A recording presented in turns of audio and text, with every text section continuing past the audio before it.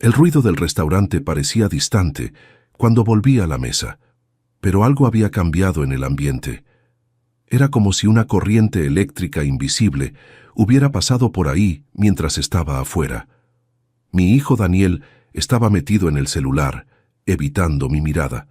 Su esposa, Carla, sonreía demasiado, de esa manera forzada que ya conocía bien, y el papá de ella, Rogelio, tamborileaba los dedos en la mesa con una ansiedad que no combinaba con alguien que acababa de ganar una celebración de 20 millones. «Papá, ¿ya volviste de la llamada?», Daniel preguntó sin levantar los ojos del teléfono. 42 años de edad, y todavía no podía mirar a los ojos a su propio padre cuando mentía. Algunas señales un hombre nunca olvida cómo reconocer. Tomé mi copa de vino, aquel Bordeaux de 1,200 pesos mexicanos que había elegido especialmente para celebrar. Al fin y al cabo, no era todos los días que un hombre vende el trabajo de 30 años por una cantidad que cambiaría la vida de toda la familia. Pero cuando sostuve el cristal noté algo diferente. El vino estaba más turbio, como si alguien lo hubiera revuelto, y había un olor extraño, casi imperceptible, que no estaba ahí antes. Fue entonces que las palabras del mesero resonaron en mi mente. «Señor, alguien de la mesa puso algo en su bebida». Hay momentos en la vida de un hombre que definen todo lo que viene después. Momentos en que te das cuenta de que la confianza que construiste a lo largo de décadas puede ser quebrada por aquellos que más amas. Yo estaba viviendo uno de esos momentos, y lo peor es que aún no quería creerlo. Miré alrededor de la mesa. Carla seguía con esa sonrisa plastificada. Rogelio seguía tamborileando los dedos ansiosamente.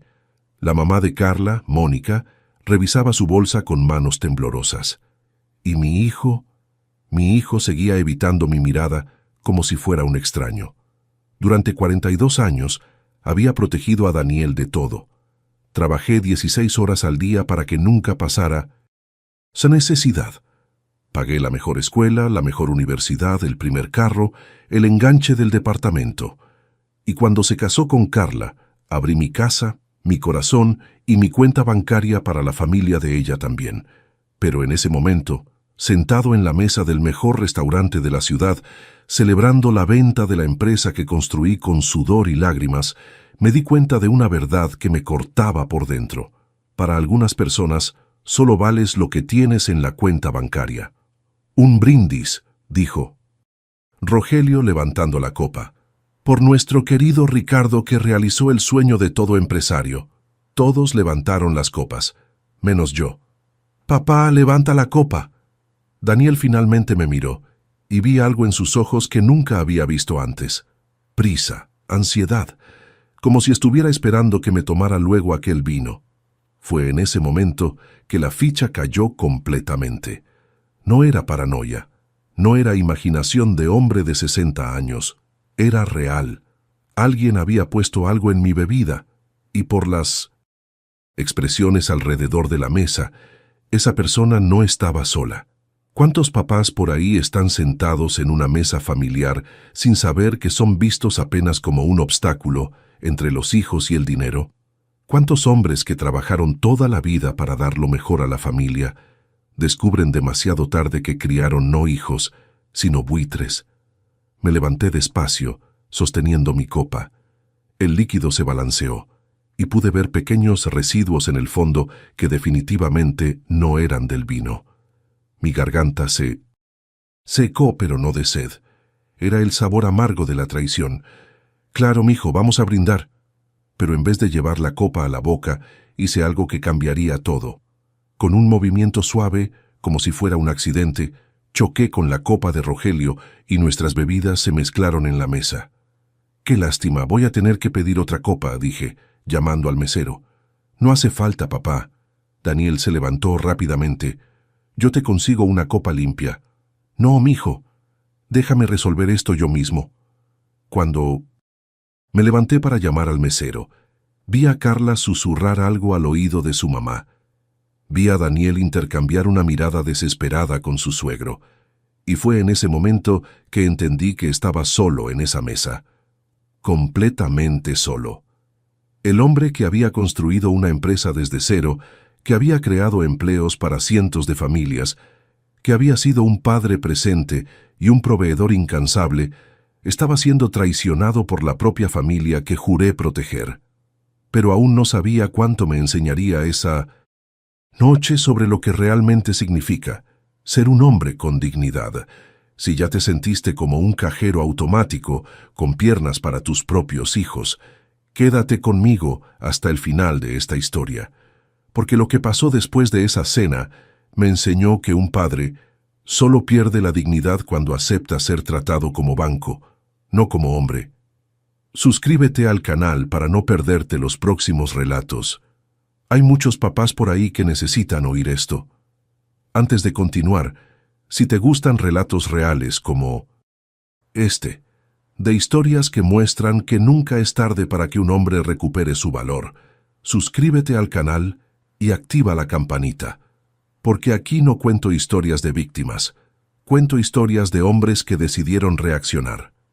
Mi nombre es Ricardo, tengo 60 años, y para entender cómo llegué a esa mesa siendo envenenado por mi propio hijo, necesito volver un poco en el tiempo.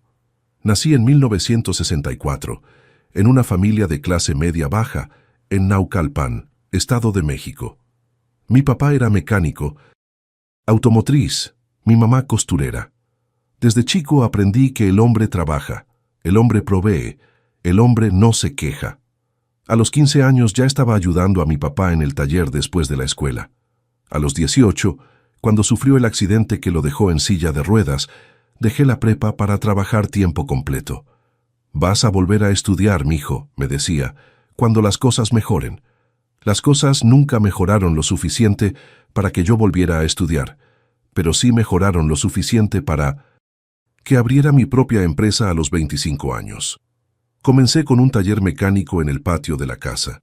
3 empleados, mucho sudor y una promesa que me hice a mí mismo. Mi hijo nunca pasaría por las dificultades que yo pasé.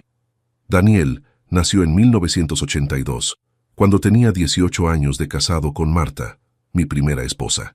Él fue la mayor alegría de mi vida. Recuerdo hasta hoy su primera sonrisa, las primeras palabras, los primeros pasos. Lo grababa todo en una videocámara VHS que compré a meses sin intereses.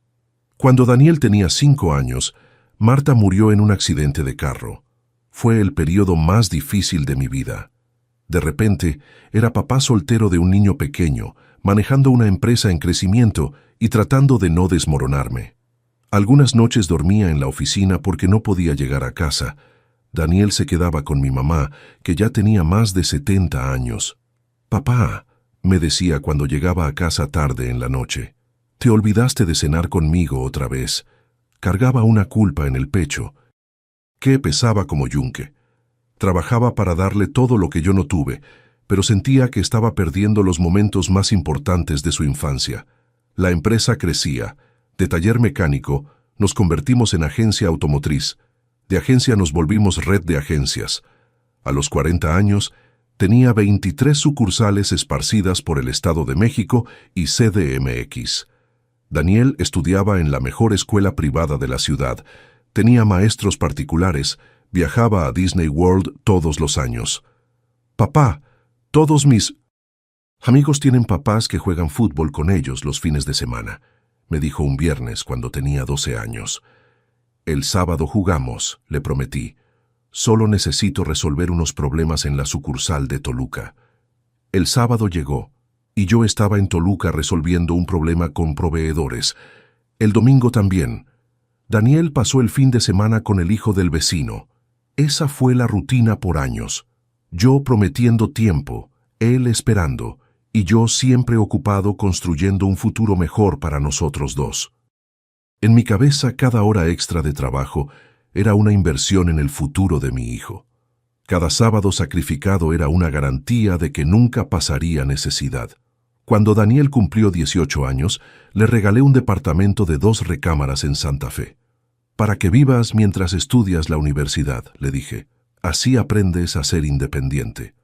Estudió administración en el Tecnológico de Monterrey, carrera que costaba en esa época 4,000 pesos al mes. Yo pagaba sin pestañear. Al fin y al cabo, la educación es el único bien que nadie le puede quitar a un hombre, ¿no?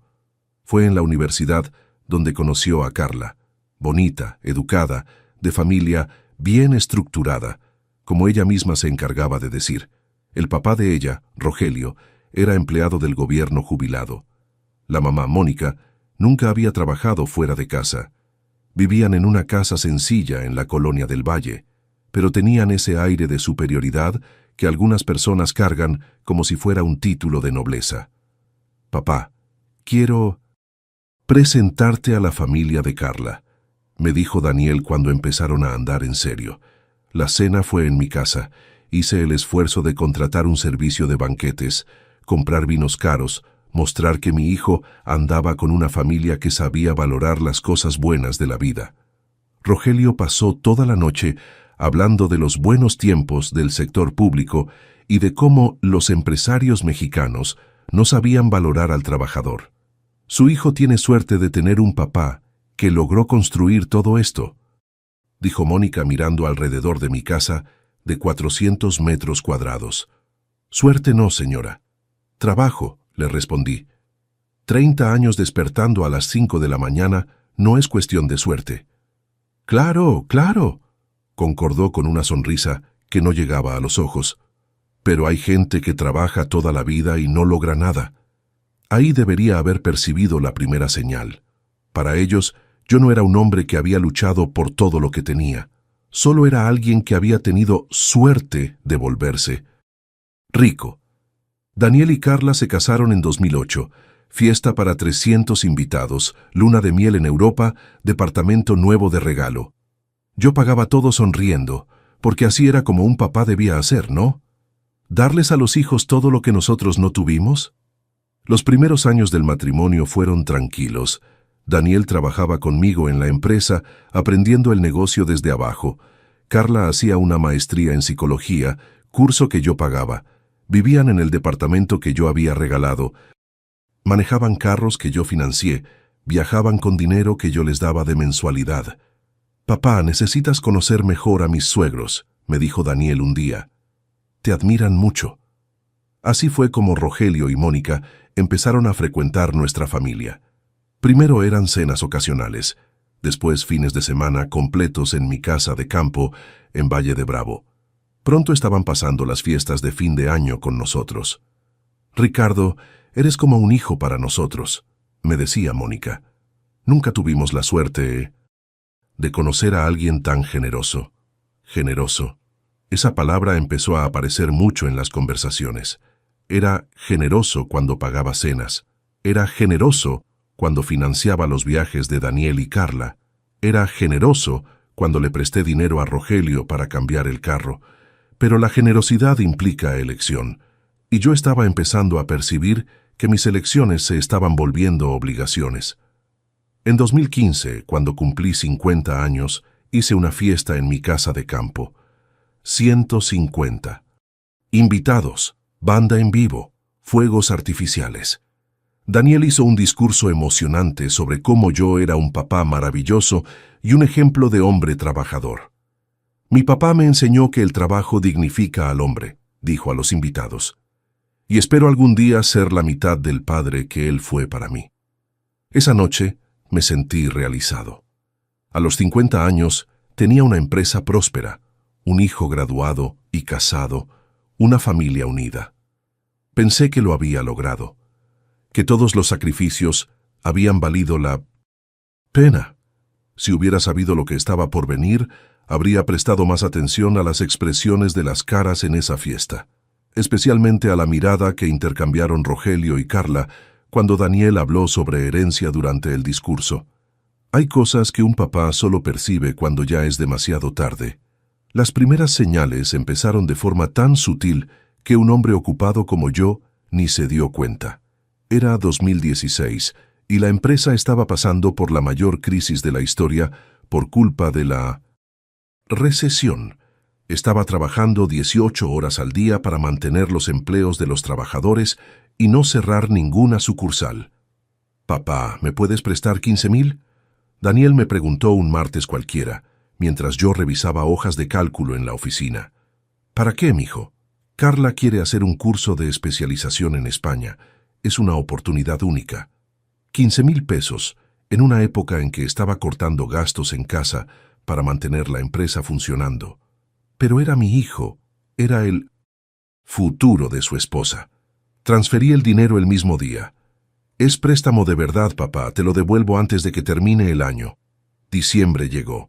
Año nuevo llegó. El dinero nunca volvió. Daniel, ¿y esos 15,000? Ay, papá, con toda esta crisis, ¿no puedes dejarlo pasar esta vez? Prometo que el año que viene me pongo al corriente contigo. Era la primera vez que mi hijo me pedía dejar pasar un dinero prestado. Debería haber sido la última también. Pero cuando pasas 30 años siendo papá antes de ser hombre, algunos límites se vuelven borrosos. En marzo de 2017 fue el turno de Rogelio. Ricardo, ¿me puedes ayudar con una emergencia? La emergencia era el carro que se había descompuesto. 8,000 pesos para cambiar el motor. Es que no puedo tocar mi jubilación, me explicó. Tú entiendes, ¿no? Gente de nuestra edad tiene que tener reserva. ¿Nuestra edad? Rogelio tenía 55 años, 5 menos que yo, pero de alguna forma en su mundo yo era quien debía resolver los problemas de todo mundo. Pagué la reparación del carro. Rogelio prometió pagar en cuotas de 500 pesos por mes. Recibí 3 cuotas. Después dejó de hablar del tema. Rogelio, ¿y el dinero de tu carro? Ay, Ricardo, tú sabes cómo está. La jubilación ya no es lo que era antes. Pero tú eres familia ahora, ¿no? La familia se ayuda. La familia se ayuda. Esa frase empezó a aparecer siempre que alguien quería algo, pero nunca cuando yo necesitaba algo. El patrón se fue. Estableciendo despacio. Daniel pedía dinero prestado y nunca lo devolvía. Carla sugería regalos caros para cumpleaños y fechas especiales. Mónica desarrollaba problemas de salud siempre que yo estaba viajando por trabajo, forzando a Daniel a pedir dinero para médicos particulares. Papá, ¿puedes costear un seguro médico mejor para la mamá de Carla? El IMSS está muy complicado.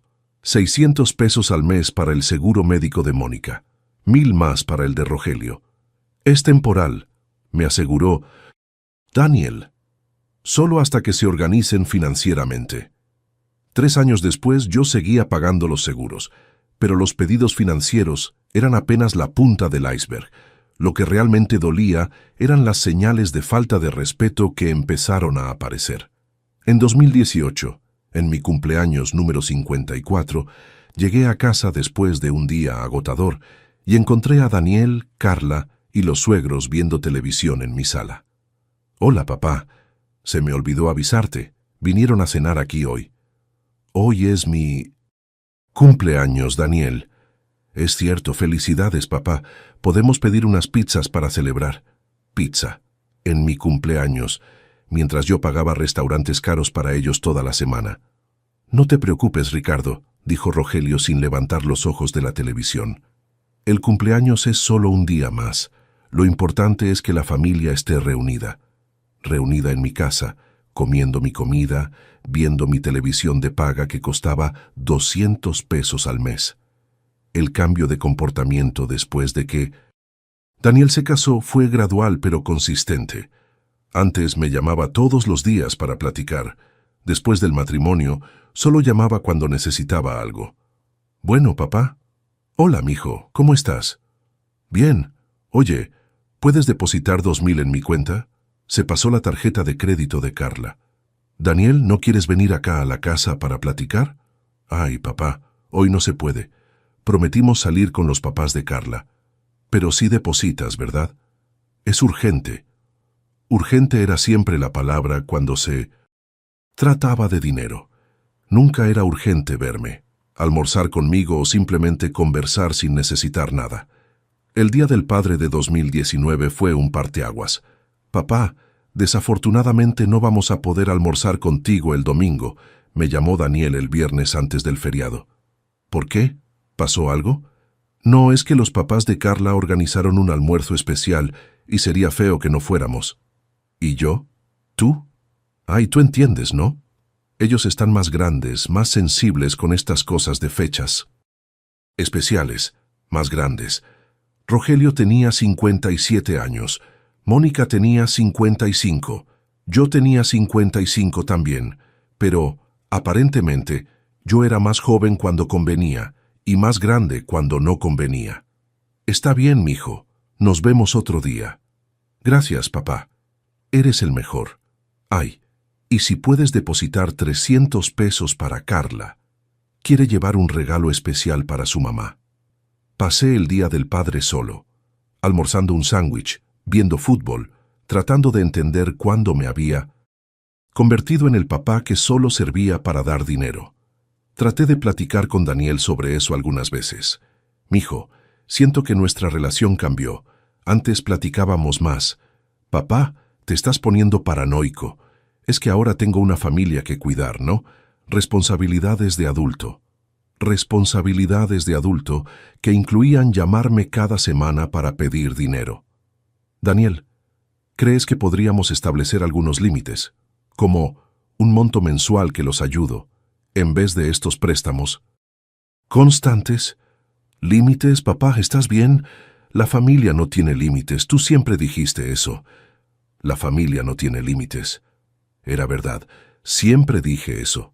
Pero hablaba de amor, no de dinero. El episodio más doloroso pasó en Navidad de 2020.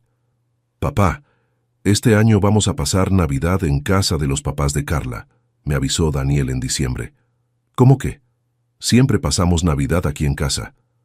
Es que se están sintiendo medio dejados de lado. Mónica hasta lloró, diciendo que la hija se está olvidando de la familia. Y yo también soy familia. Tú eres diferente, papá. Eres más independiente, más fuerte. Ellos nos necesitan más. Más fuerte. Más independiente. Traducción. Yo aguantaba quedarme solo, ellos no. Pasé Navidad viendo películas viejas y tratando de entender cuándo dejé de ser prioridad en la vida de mi propio hijo. El día 26, Daniel apareció en casa. «Papá, ¿cómo estuvo tu Navidad?» «Tranquilo, mijo. ¿Y el de ustedes?» «Excelente. Mira el regalo que me dio Mónica». Era un reloj Citizen de 1,500 pesos. Y Carla recibió una bolsa preciosa de su mamá. 1,500 pesos del dinero que yo había dado a Rogelio para comprar medicinas el mes anterior. ¡Qué padre, mijo! Ay, papá, te traje un postre. Mónica hizo capirotada especial.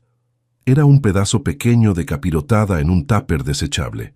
El regalo de Navidad del hombre que sostenía económicamente a toda esa familia. Esa noche, sentado solo en mi sala, comiendo capirotada fría de tupper, debería haber entendido que estaba siendo tratado como un banco, no como un papá. Pero todavía me tomaría 4 años tener el valor de actuar. La explotación sistemática comenzó en 2021, cuando la empresa finalmente se recuperó de la crisis.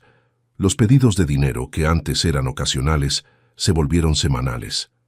«Papá, ¿me puedes ayudar con 5,000? Carla quiere hacer un curso de coaching». Coaching.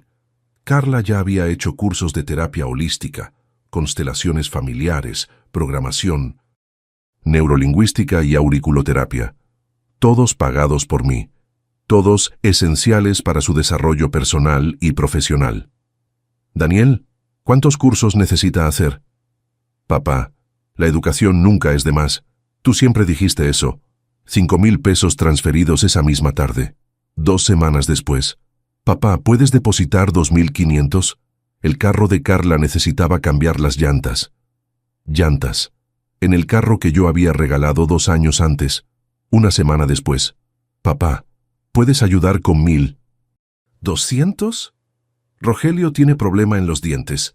Problema en los dientes que se podía resolver en el IMSS, pero que tenía que ser urgente en un dentista particular porque los jubilados no pueden andar con dolor. La matemática era simple. En un mes, 8,700 pesos, más de la mitad de lo que pagaba de renta en esa época.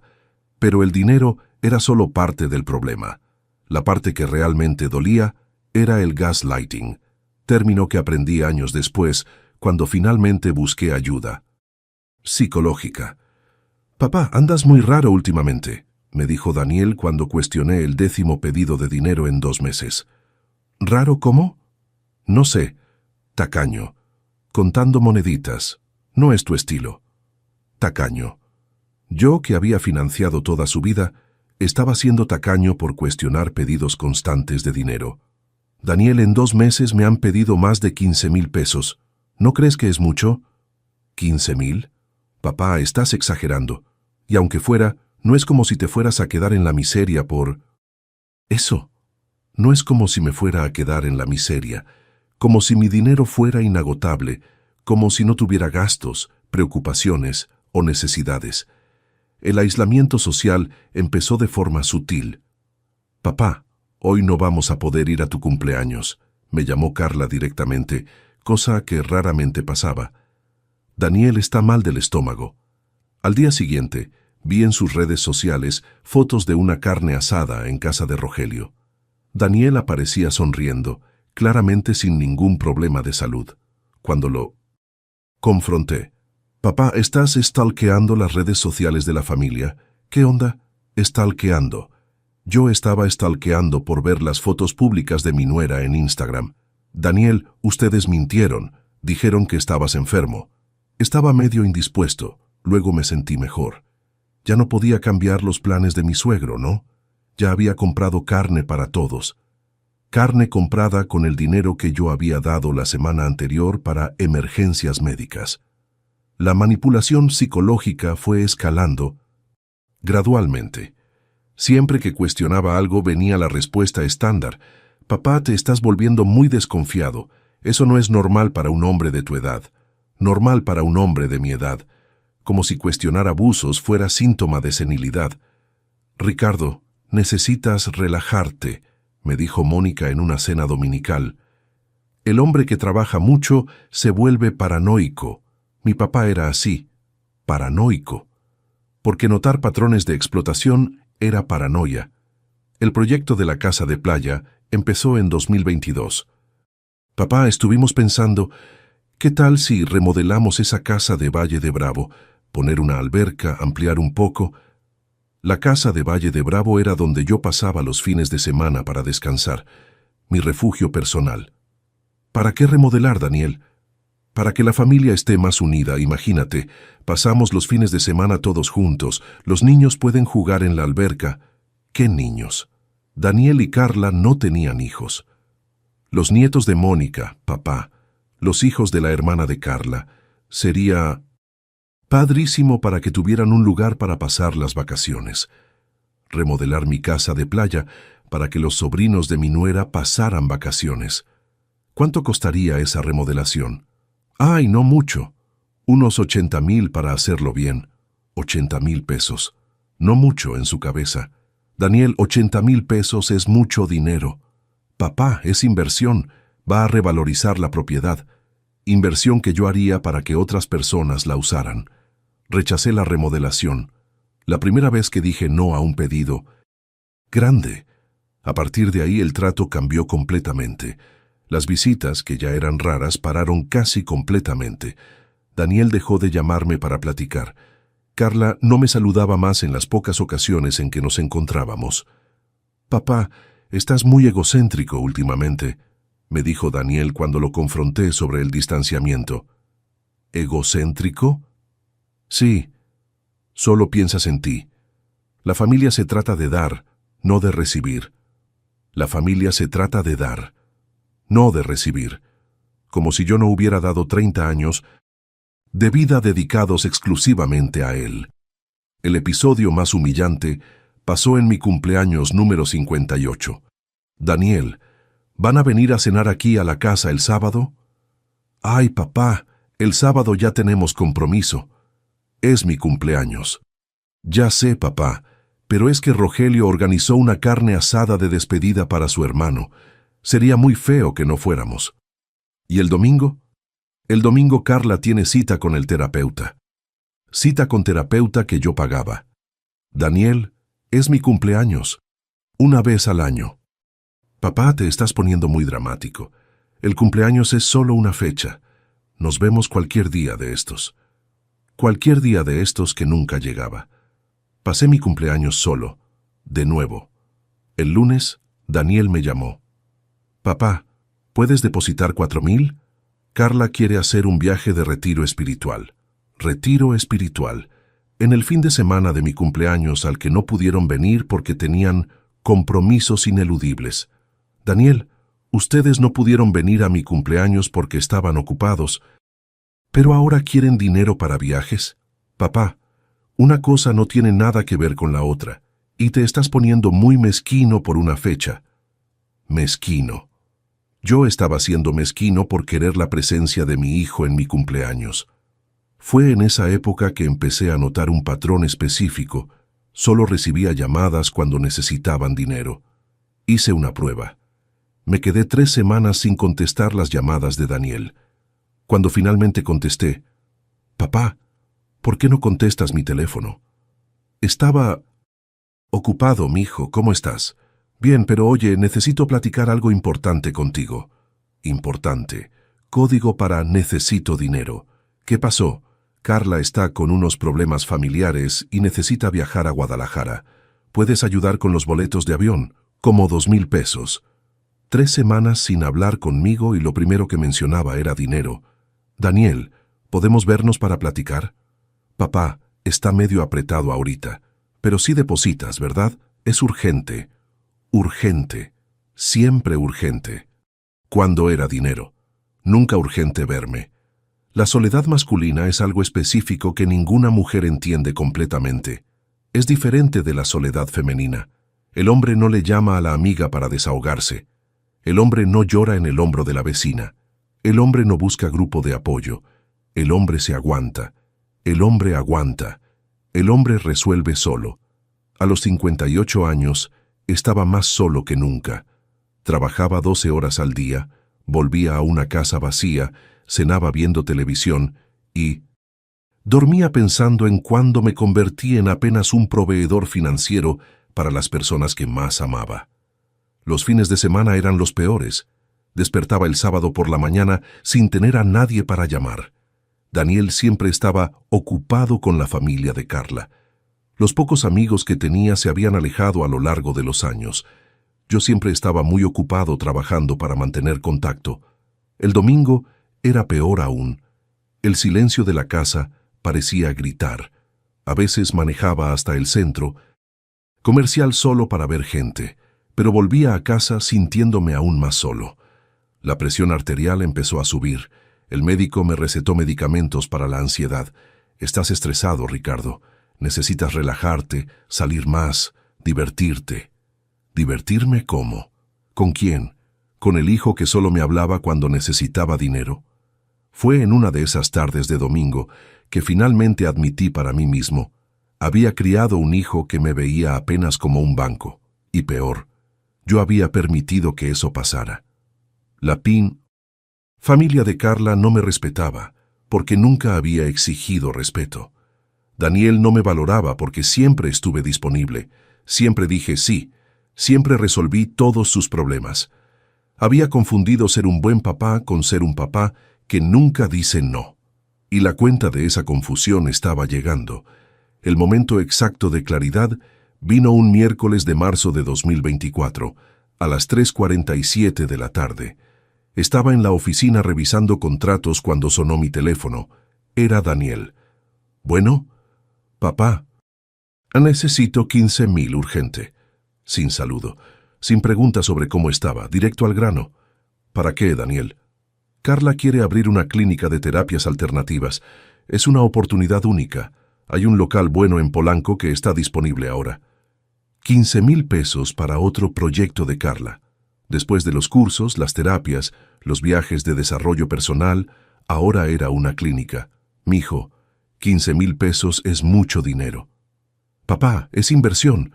Va a poder mantenerse sola y dejar de depender de nosotros.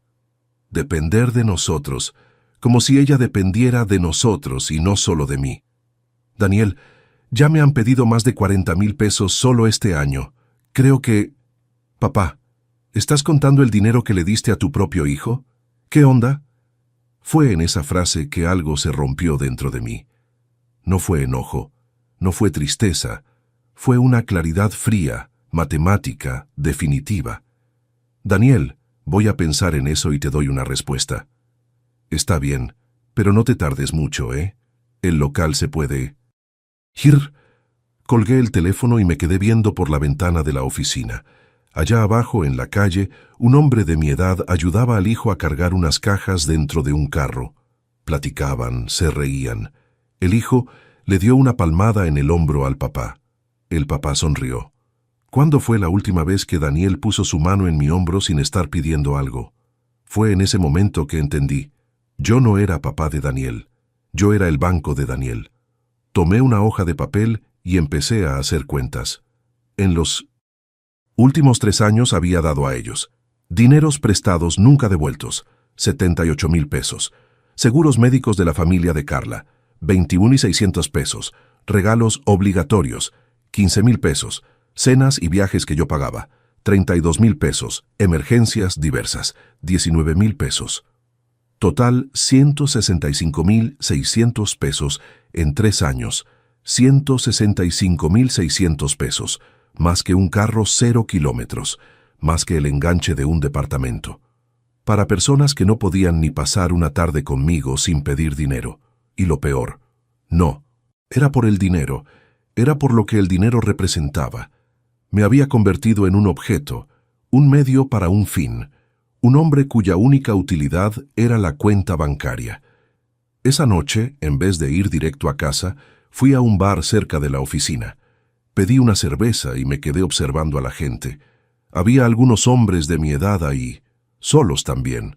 Tal vez otros papás bancos, o tal vez hombres que habían aprendido a valorarse antes de que fuera demasiado tarde. Uno de ellos, sentado en la barra al lado, empezó a platicar. «Primera vez que te veo aquí». «Sí, primera vez que vengo». «¿Trabajas cerca?» «Tengo una empresa a 2 cuadras de aquí». «Ah, empresario, debes tener una vida muy ocupada». «Sí, muy ocupada». Paré un momento. «¿Y tú?» «Jubilado. 35 años en el banco. Hoy mi vida es pescar, jugar dominó con los amigos y viajar con mi esposa». «¿Hijos?» «2. Ya grandes, independientes. Nos hablamos toda la semana. Vienen a almorzar a casa los domingos». «¿Te piden dinero?» «¿Prestado?» Se rió.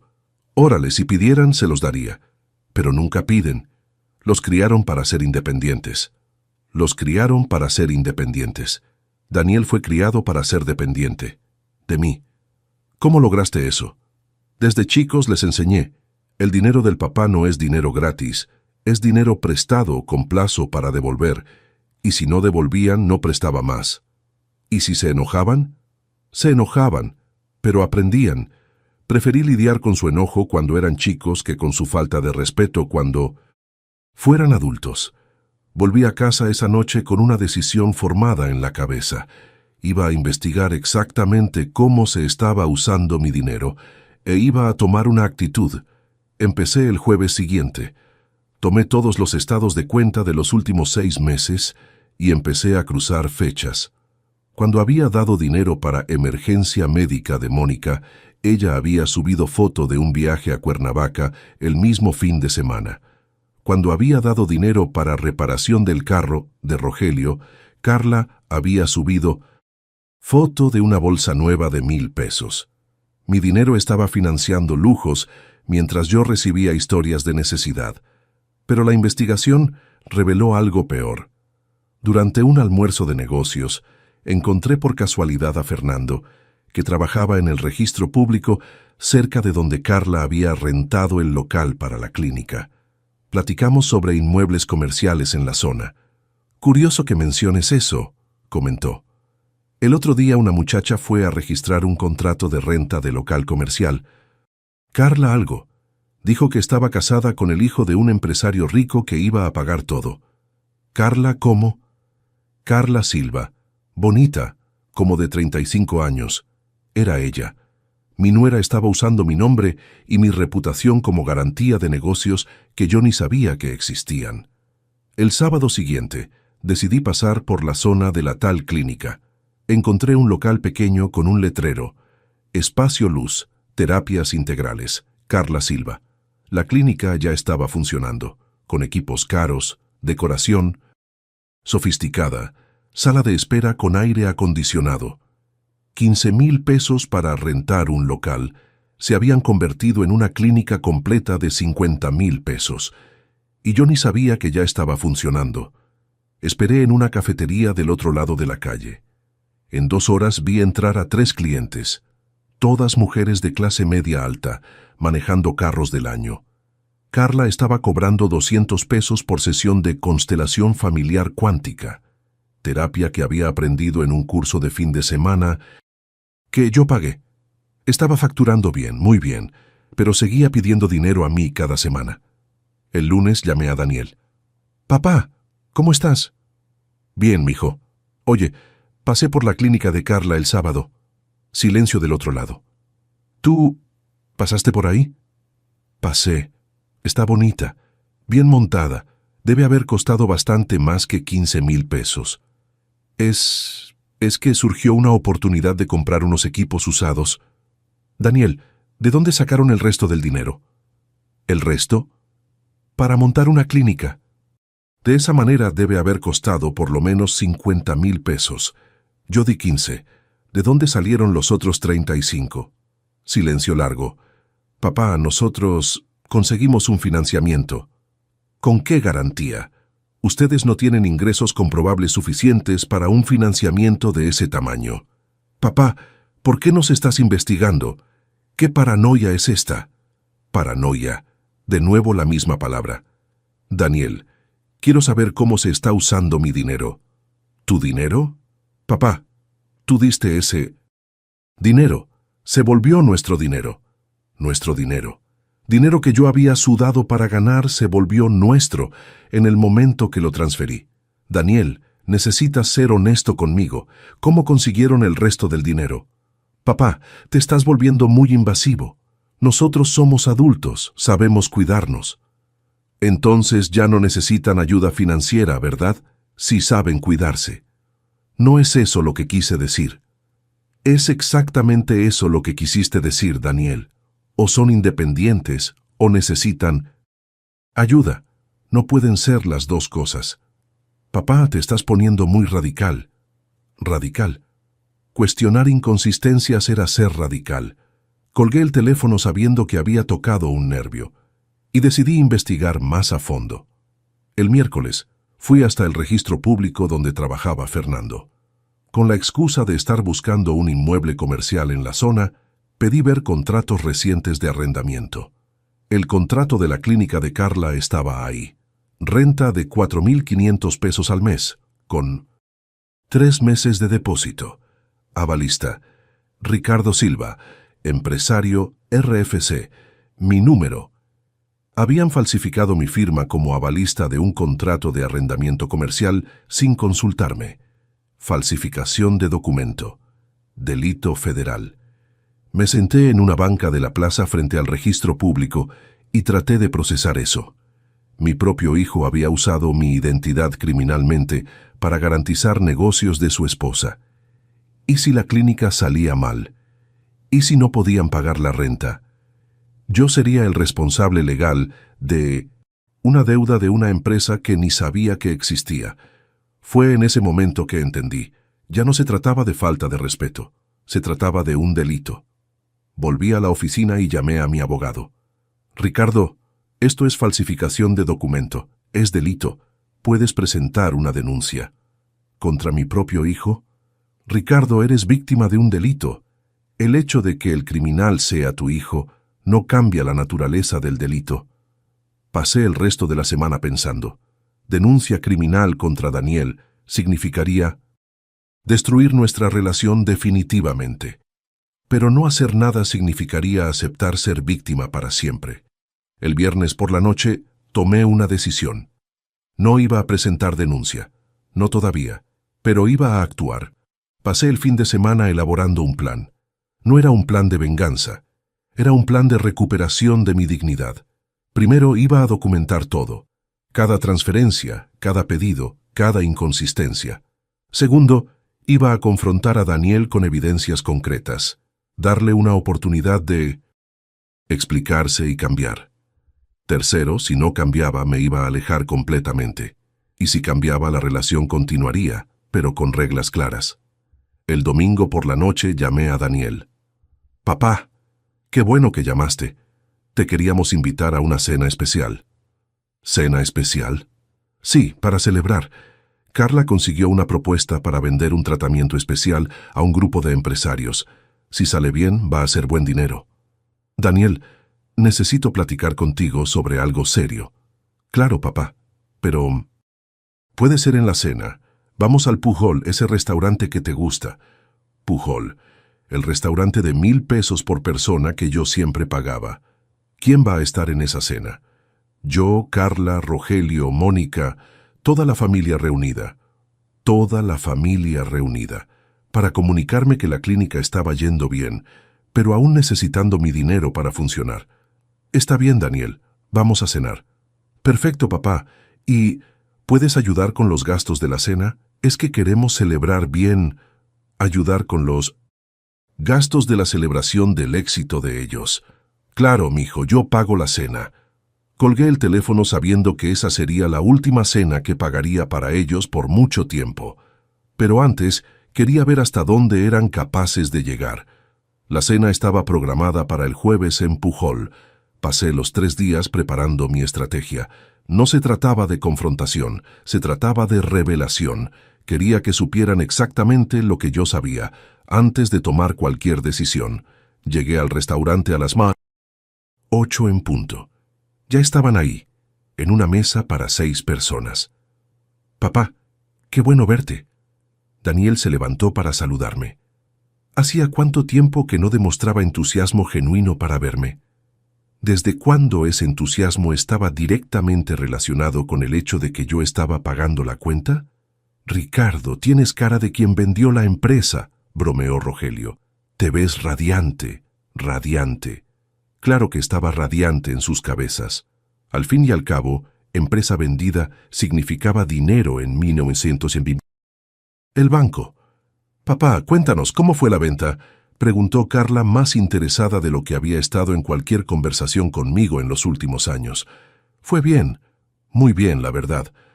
«¿Y cuál fue el monto?», preguntó Mónica sin rodeos. Directamente al grano. Ni fingió que preguntaba por curiosidad natural. 60 millones.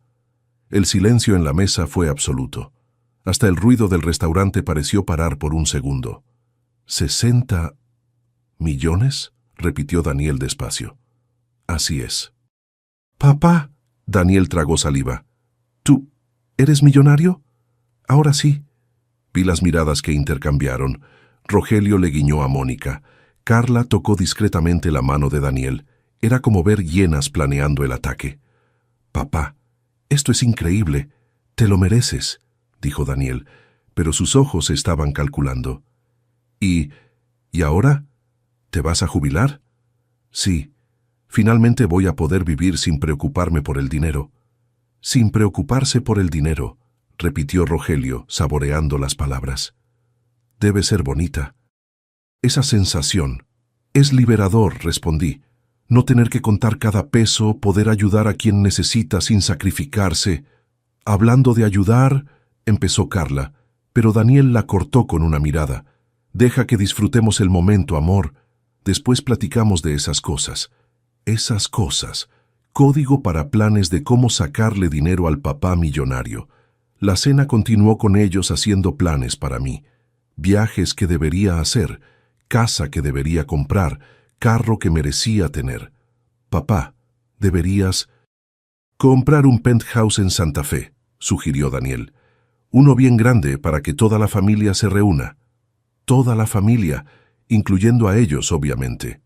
«Y una casa de playa más grande también», agregó Carla. «Esa de Valle de Bravo está muy chica para recibir a todos cómodamente». Recibir a todos, como si fuera mi obligación recibir a alguien. «Y papá», se metió Mónica, «necesitas hacer un plan de previsión social bien estructurado para garantizar que ese dinero rinda por generaciones». Por generaciones. Estaba literalmente planeando la herencia mientras yo estaba vivo. Fue ahí que pedí permiso para ir al baño, y fue en el camino que el mesero se acercó y susurró: «Señor, Alguien de la mesa puso algo en su bebida. Me detuve en medio del camino. ¿Cómo? Vi a la señora más grande poner algo en su vino cuando usted se levantó. Me pareció mejor avisarle. Mónica, la suegra, había puesto algo en mi bebida. ¿Qué tipo de cosa? Parecían unas pastillitas pequeñas. Las disolvió en la bebida. Volví a la mesa con el corazón latiendo fuerte, pero manteniendo la calma. Miré mi copa de vino. El líquido estaba ligeramente turbio, con pequeños residuos en el fondo. Habían puesto algo en mi bebida. Lo primero que pasó por mi cabeza fue, ¿para qué? Para dejarme somnoliento, para hacerme sentir mal, para dejarme confundido al momento de firmar algún documento. Pero entonces recordé, acababa de revelar que tenía 60 millones en la cuenta. Me senté en la mesa observando a cada uno de ellos. Daniel metía el celular nerviosamente. Carla sonreía demasiado. Rogelio seguía tamborileando los dedos ansiosamente. Mónica miraba fijamente mi copa de vino. «Papá, ¿por qué no tomas? El vino está delicioso», dijo Daniel. «Estoy saboreando el momento», respondí. «Toma, ándale, es para celebrar», insistió Carla. «Ricardo, el vino bueno no puede quedar separado», agregó Rogelio. 3 personas insistiendo para que tomara algo que había sido adulterado. Por familia. Fue en ese momento que una frialdad total se apoderó de mí. No era enojo, era claridad absoluta sobre quiénes eran realmente esas personas. Con un movimiento suave, como si fuera accidente, choqué con la copa de Rogelio y nuestros vinos se mezclaron en la mesa. «Qué lástima, voy a tener que pedir otra copa», dije llamando al mesero. «No hace falta, papá». Daniel se levantó rápidamente. «Yo te consigo una copa limpia». «No, mijo, déjame resolver esto yo mismo». Cuando me levanté, vi la desesperación en sus ojos. Carla susurró algo al oído de Mónica. Daniel intercambió una mirada desesperada con Rogelio. Volví con una copa nueva y vino nuevo. Y empecé mi propio plan. «Muchachos, aprovechando que estamos todos juntos, quiero platicar sobre algo importante». «Claro, papá, ¿qué es?» «Sobre la clínica de Carla». El silencio volvió a la mesa. «¿Qué tiene la clínica?», preguntó Carla, tratando de parecer natural. «Pasé ahí la semana pasada. Está bonita, muy bien montada». «Ah, gracias. Debe haber costado bastante más que 15,000 pesos para montarla así. Es que conseguimos unas alianzas». «¿Qué tipo de alianzas?», Daniel intervino. «Papá, ¿para qué esos detalles? Lo importante es que está saliendo bien. Tengo curiosidad sobre los detalles. ¿Cómo consiguieron financiamiento para los equipos?» «Financiamiento normal», respondió Carla, evitando mi mirada. «¿Con qué garantía?» «Garantía. Para conseguir financiamiento de 50,000 pesos, necesitan garantía. Ustedes no tienen ingresos comprobables suficientes». «Papá, ¿por qué nos estás interrogando?» Daniel se estaba poniendo nervioso. «No los estoy interrogando. Estoy tratando de entender cómo funciona el negocio de mi nuera». «¿El negocio de su nuera?», se metió Rogelio. «Carla es empresaria, Ricardo, sabe moverse». «Claro que sabe, incluso para falsificar firmas cuando necesita». La bomba estaba lanzada. «¿Cómo que qué?», preguntó Daniel. «El contrato de arrendamiento de la clínica tiene mi firma como avalista». «Firma que yo nunca di». Carla palideció. Mónica dejó de revisar su bolsa. Rogelio dejó de tamborilear los dedos. «Papá, debe haber habido algún error», trató Daniel. «Daniel, falsificación de documento es delito federal. No es error». «Papá, ¿estás acusando a Carla de falsificar tu firma?» «Estoy constatando que mi firma está en un documento que nunca firmé». «Pero eso es absurdo», se levantó Mónica. «¿Cómo puedes acusar a la propia familia de algo así?» «Fácilmente, especialmente cuando...» «Tengo el documento aquí conmigo». Saqué una carpeta que había traído y saqué una copia del contrato de arrendamiento. La puse en la mesa. «¿Esta es mi firma?», pregunté, señalando el documento. Miraron. Nadie respondió. «Porque si ustedes dicen que sí es, voy a tener que explicar cómo llegó mi firma a un documento sin que yo lo haya firmado. Y si dicen que no es, van a tener que explicar ¿de dónde salió esa firma? Daniel tomó el documento con manos temblorosas. Papá, ¿puedo explicar? Te... Escucho. Es que necesitábamos el avalista para conseguir rentar el local. ¿Y? Y sabíamos que ibas a aceptar ayudar. ¿Entonces falsificaron mi firma porque sabían que iba a aceptar ayudar? No fue exactamente así. Fue exactamente así, Daniel. Ustedes cometieron un delito porque presumieron mi autorización. Papá, estás convirtiendo esto en algo mucho más grande de lo que es. Daniel, falsificación de documento puede dar hasta 5 años de cárcel. No soy yo quien está convirtiendo esto en algo grande. La ley lo convierte. Rogelio trató de aparentar calma. Ricardo, vamos a resolver esto en familia. No hace falta involucrar ley, policía, esas cosas. ¿No hace falta? ¿Cuándo iba yo a descubrir que soy avalista de una empresa quebrada? La clínica no va a quebrar, gritó Carla. ¿Cómo puedo estar seguro? ¿Ya que no fueron honestos sobre nada hasta ahora? Mónica empezó a llorar. Ricardo, estás destruyendo a esta familia por papelería. Yo estoy destruyendo la familia. ¿Yo que falsifiqué documentos? No, pero tú que estás haciendo un escándalo por una cosita. Una cosita. Ustedes usaron mi identidad criminalmente. Daniel intentó una última jugada. Papá, si tienes 60 millones, ¿qué importan 15,000 pesos? ¿Por qué te estás poniendo tan tacaño? Tacaño. De nuevo. Daniel, no se trata de los 15,000 pesos.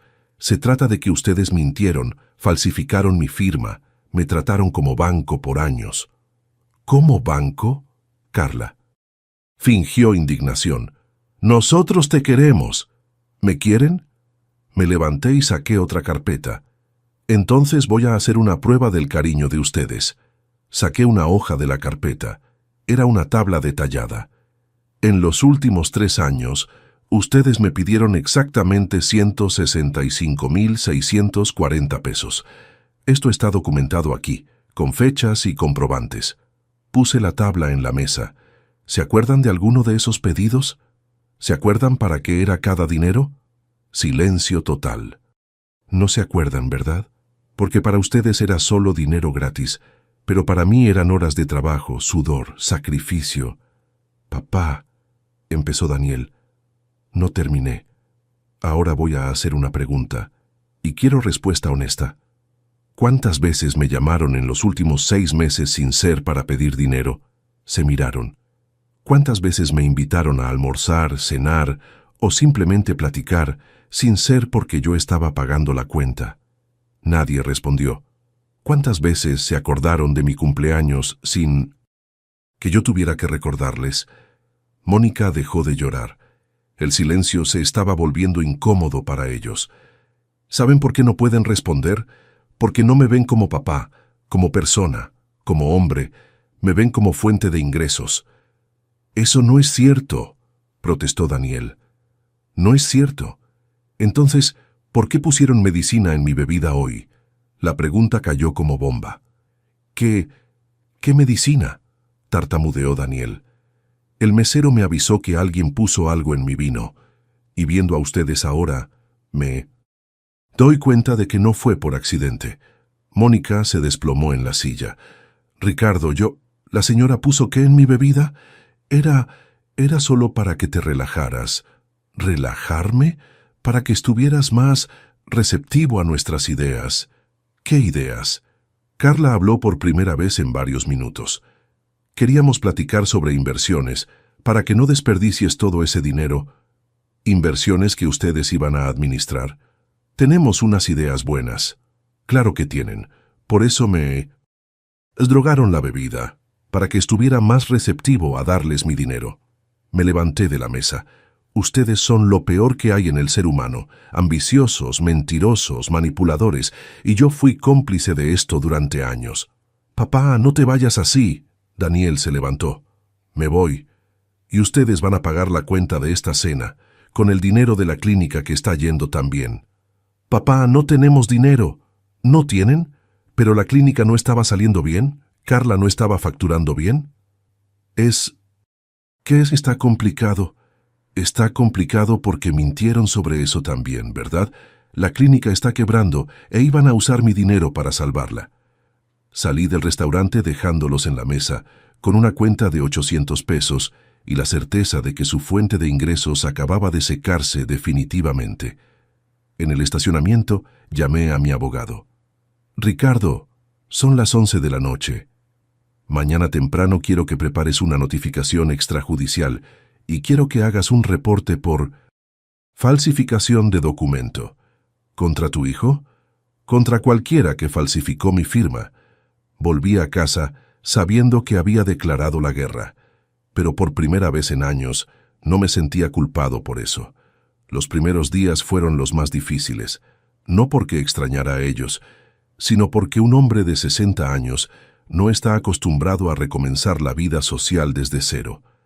La mañana siguiente a la cena en el restaurante, desperté a las 6 de la mañana como siempre, pero por primera vez en 1970 años no había ningún mensaje en el celular. Ni buenos días, ni pedido de dinero, ni excusa mal hecha. Silencio total. Por un momento, sentí un apretón en el pecho. 42 años de paternidad no se borran de la noche a la mañana, aunque descubras que fuiste explotado durante décadas. Pero entonces me acordé de sus caras cuando descubrieron lo de las medicinas en la bebida, y el apretón en el pecho se volvió alivio. El abogado llamó a las 9 de la mañana. Ricardo, el reporte está listo. Y la notificación extrajudicial también. ¿Estás seguro de que quieres enviarla? Absolutamente. ¿Y si quieren negociar? No quiero negociar. Quiero que sepan que falsificar documento tiene consecuencias. Está bien. Voy a protocolarizar hoy. Colgué y me di cuenta de que estaba solo en una casa de 400 metros cuadrados, un jueves por la mañana, sin nada urgente que hacer por primera vez en 30 años. Vendí la empresa. Corté relación con hijo explotador. Ahora, ¿qué hace un hombre de 60 años con la vida? Lo primero que hice fue salir a caminar. Vivía en esa casa hacía 15 años y nunca me había dado cuenta de que había un parque a 3 cuadras. 3 cuadras. Pasaba en carro todos los días y nunca lo había visto. El parque estaba lleno de jubilados haciendo ejercicios, caminata, jugando ajedrez. Hombres de mi edad que parecían felices. ¿Cuándo fue la última vez que me sentí genuinamente feliz? Me senté en una banca y me quedé observando un grupo jugando. Dominó, se reían, platicaban, se molestaban. Amistad de verdad. ¿Cuándo fue la última vez que me reí así con alguien? Uno de los jugadores me gritó, «Oye, amigo, ¿vives por aquí cerca?» «Vivo, a 3 cuadras. Primera vez que te veo en el parque. Primera vez que vengo. ¿Quieres jugar una partida?» Sebastián se tuvo que ir temprano. «Hace tiempo que no juego dominó. Es como andar en bici. No se olvida». Jugué dominó por 2 horas. 2 horas sin pensar en trabajo, en dinero, en hijos. Ingratos, solo platicando de fútbol, política, vida. «¿En qué trabajas?», me preguntó Antonio, que tenía 72 años. Tenía una empresa de agencias automotrices. La vendí la semana pasada. «Ah, empresario jubilado. Bienvenido al Club de los Hombres Libres». Hombres libres. Me gustó la expresión. «¿Y tú?» Era maestro. Me jubilé hace 5 años. Mejor decisión de mi vida. ¿Por qué? Porque descubrí que yo no era solo maestro. Era hombre, abuelo, amigo, jugador de dominó, lector de libros. Durante 40 años fui solo maestro. Durante 60 años yo fui solo trabajador y papá. ¿Y ahora? Antonio, ¿puedo hacerte una pregunta personal? Claro. ¿Cómo es la relación con tus hijos? Tengo 3. 2 son maravillosos. Uno es una lata. Lo dijo riéndose sin pena. ¿Cómo qué? Mi hijo de en medio cree que tengo obligación de mantener su vida porque soy jubilado. Vive pidiendo dinero prestado, nunca devuelve, me trata mal cuando digo no. ¿Y tú qué haces? Corté relación con él hace 2 años. ¿Cómo estuvo? Difícil al principio, pero después me di cuenta de que estaba más feliz sin alguien explotándome. Los otros 2 hijos entendieron. La familia quedó más unida sin el explotador. No te sientes culpable. ¿Por qué? Lo crié bien, le di educación, ejemplo. Si eligió ser explotador es su problema. No voy a sacrificar mi paz mental por las malas decisiones de un hijo adulto. Esa plática cambió mi perspectiva. No era el único papá que había pasado por eso. Y más importante, no estaba obligado a aceptar explotación en nombre del amor paterno. Esa tarde, Daniel me llamó. Papá, necesitamos platicar. ¿Sobre qué? Sobre ayer. Exageraste. ¿Exageré? Sí. Te fuiste del restaurante dejándonos sin dinero para pagar la cuenta. ¿Y pagaron cómo? Tuvimos que pedirle prestado al mesero. ¿Y cómo le van a devolver? Papá, no puedes habernos hecho eso. Daniel, ustedes pusieron medicina en mi bebida y falsificaron mi firma. Yo que no puedo. ¿Haberles hecho qué? Papá, podemos explicar todo. No quiero explicación, quiero distancia. Papá, eres mi papá, no puedes abandonarme. Daniel, tú me abandonaste hace años, solo no abandonaste mi cuenta bancaria. Eso no es cierto. ¿No es cierto? ¿Cuándo fue la última vez que me llamaste solo para saber cómo estaba? Silencio. ¿Cuándo fue la última vez que me visitaste sin pedir nada? Silencio. ¿Cuándo fue la última vez que te acordaste de mi cumpleaños? Papá, Daniel, tú no me quieres. Quieres lo que puedo darte y eso no es amor, es interés. Papá, por favor, Daniel, eres mi hijo y siempre lo serás. Pero ya no soy tu banco. Si algún día quieres tener una relación de papá e hijo de verdad, me buscas. Si no, cada quien sigue su vida. Colgué y bloqueé su número. En las semanas siguientes, establecí una rutina nueva. Despertaba a las 7, desayunaba leyendo el periódico, caminaba en el parque, almorzaba fuera, pasaba la tarde leyendo o viendo películas, cenaba, viendo el noticiero. Parece vida de flojo, pero era la primera vez en 40 años que tenía una rutina que era solo mía. Empecé a frecuentar el parque todos los días. El grupo del dominó me adoptó. Antonio, Carlos, Roberto, José. 4 jubilados que se convirtieron en mis primeros amigos de verdad en décadas. Ricardo, estás diferente, comentó Carlos un jueves. Más ligero. ¿Cómo qué? Llegaste aquí pareciendo un hombre con el peso del mundo en los hombros. Ahora pareces un hombre libre. Libre. Era exactamente eso lo que estaba sintiendo. En noviembre, 3 meses después de la cena del restaurante, decidí hacer algo que soñaba hacía 20 años. Un viaje solo. Compré boleto para Buenos Aires. 7 días, solo, sin itinerario, sin compromiso, sin darle cuentas a nadie. Fue en Argentina que entendí completamente lo que había perdido durante tantos años dedicados exclusivamente al trabajo y a la paternidad. Sentado en una cafetería en el barrio San Telmo, viendo parejas de viejos bailando tango en la plaza, finalmente entendí. No conocía al Ricardo que existía más allá del papá y del empresario. Empecé a platicar con otros turistas. Una alemana de 65 años, viajando sola por el mundo, hacía 2 años, después de divorciarse.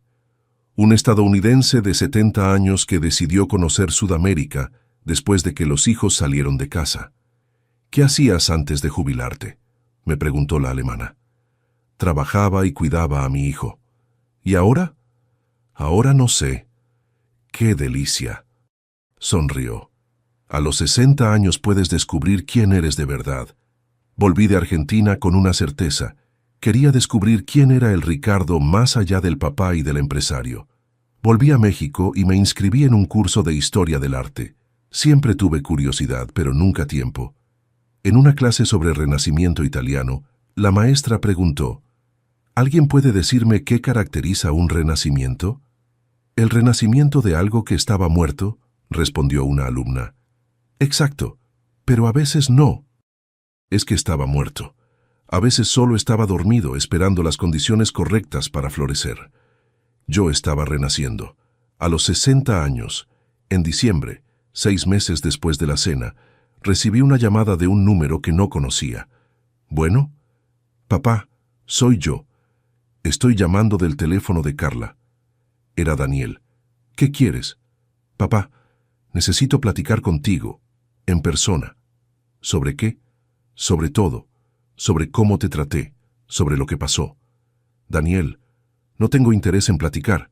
Papá, por favor, 5 minutos. Yo entendí algunas cosas. Había algo diferente en el tono de su voz, menos arrogancia, más humildad. Daniel, ¿qué entendiste exactamente?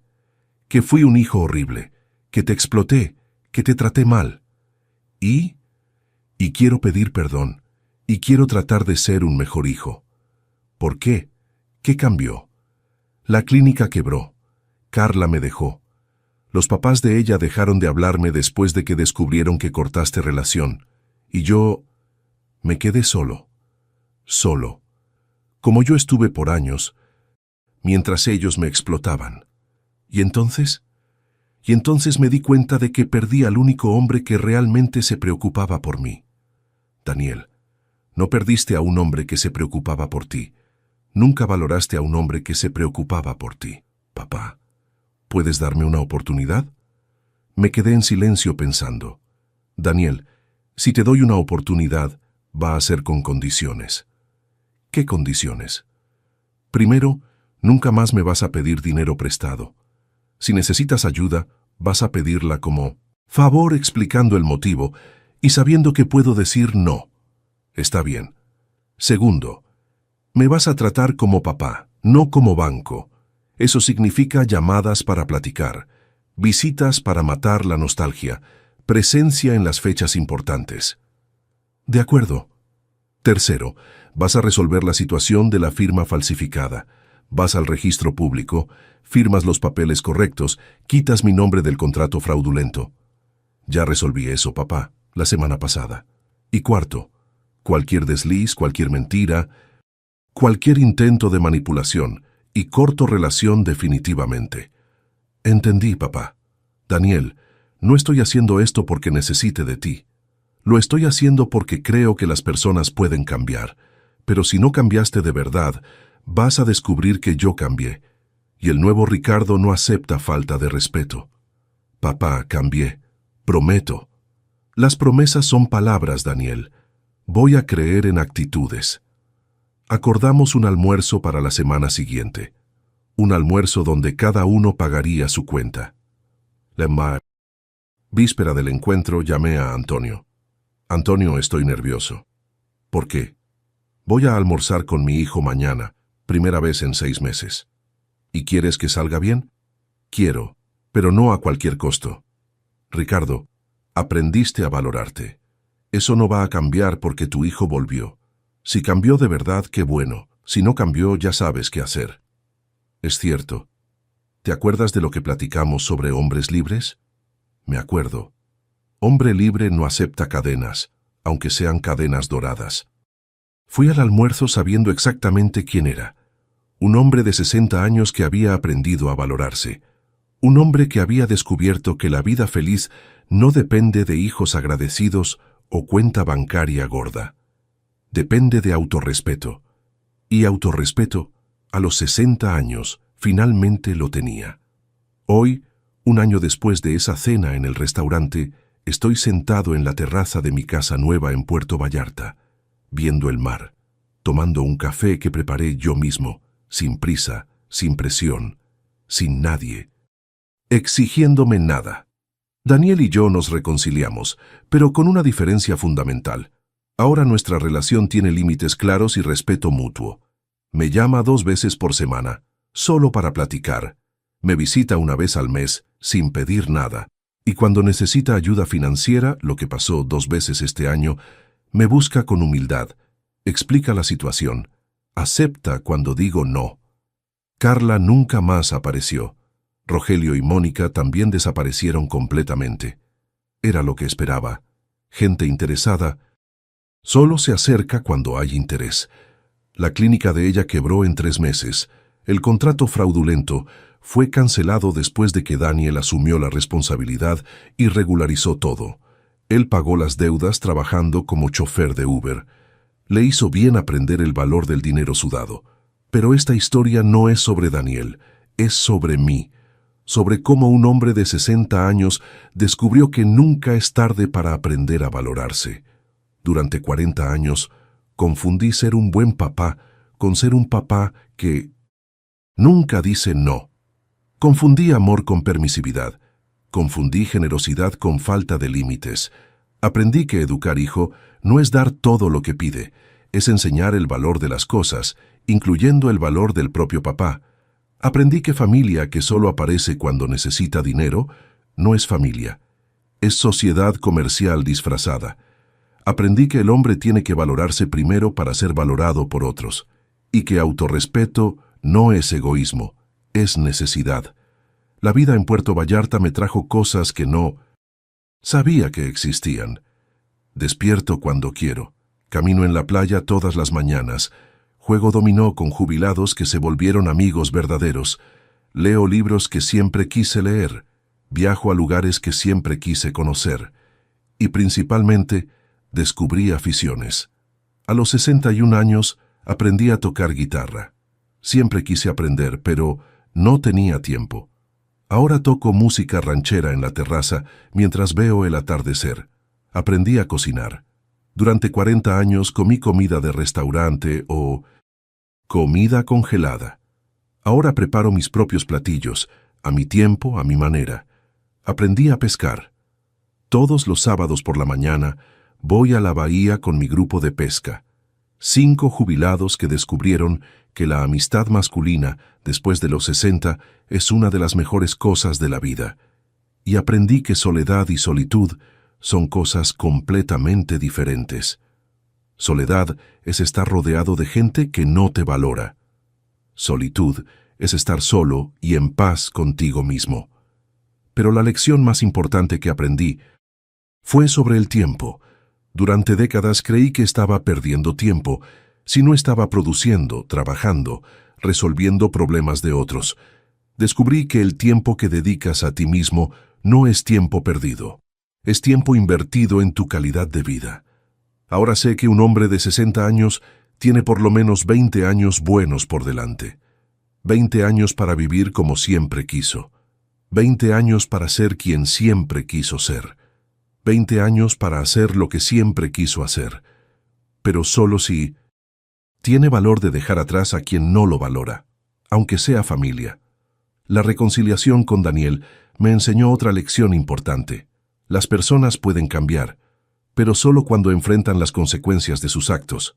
Si yo hubiera seguido aceptando su falta de respeto, nunca habría cambiado.